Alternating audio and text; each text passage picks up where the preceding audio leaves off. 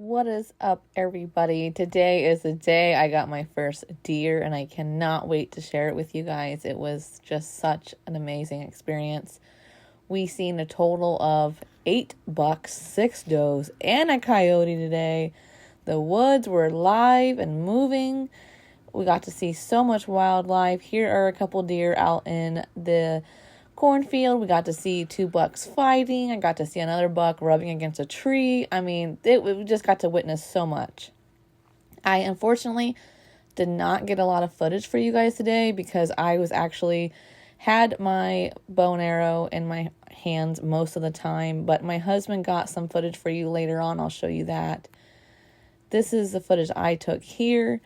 And then my husband got a shot of my first shot. So that was pretty awesome. It all happened so fast that there just wasn't enough time, to film like the coyote and stuff. But basically, we were getting ready to leave the stand, okay? Getting ready to leave the stand, and a buck walks up. And he's a small buck. I have no plans of shooting him. I had my bow and arrow in my arm so I could look through the scope. And I was just kind of practicing with it and stuff, finding him in my scope and just practicing that. And we were getting ready to leave, so I thought I'd have some fun with him and do some deer calls. I have 2 in particular that I really enjoy doing and get a pretty good response from. And his little ears were moving, his little nostrils were moving, his little legs were...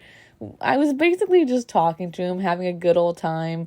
And like I said, I wasn't planning on shooting him, so I was just making different deer calls and just having fun. And then all of a sudden, I got this feeling like I was being watched. I didn't hear anything, but I just felt like I was being watched. So I slowly looked to the right, and there's 3 does. And I'm going to play this clip for you with no volume so you can hear me take my first shot.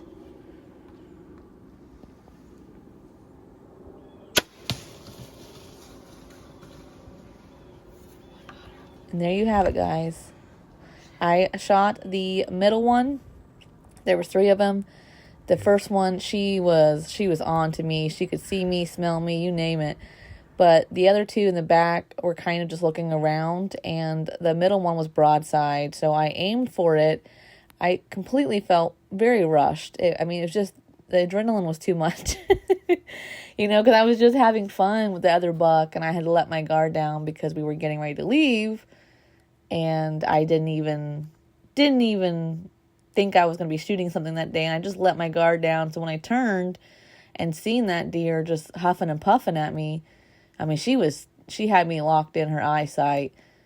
I just slowly raised my bow as slow as possible. I got locked in on the one behind her, the middle one, because I knew that I wouldn't be able to get a good shot on her.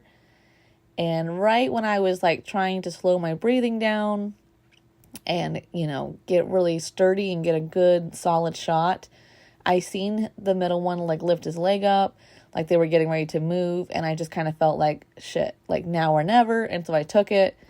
It just happened so fast. And I was just sick to my stomach, worried if I got a good shot. It took us 2 hours to recover that deer.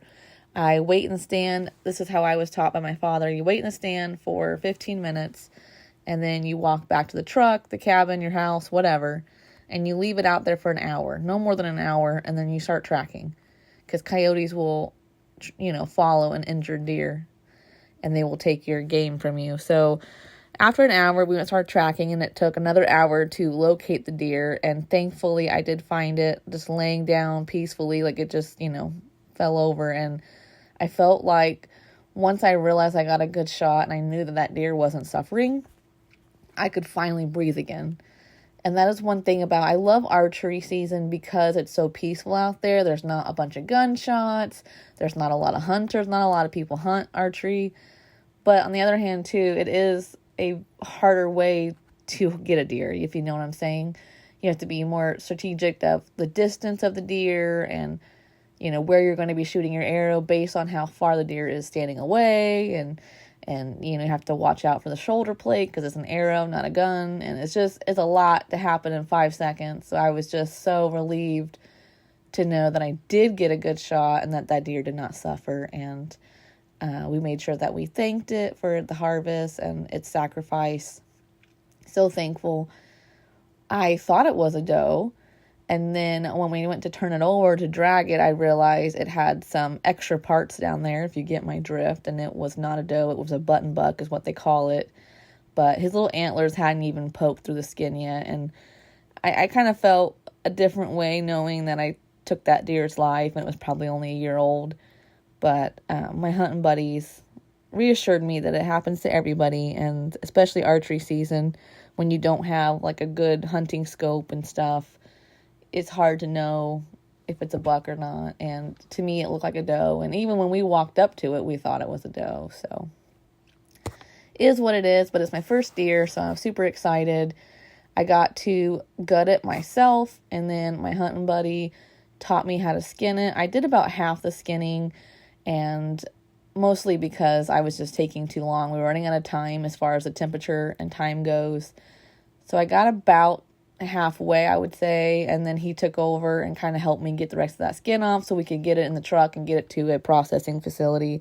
I do not process my own meat yet. I want to get more comfortable with skinning and gutting and get faster and better at it. But if you gut it yourself, you save yourself like $30. And then if you skin it yourself, it's like another $30. And then if you take the butt out yourself, you save yourself $15. So in total, you're saving yourself quite a bit of money at the processing facility. So I am really anxious to see how much deer meat we'll actually get back from this guy.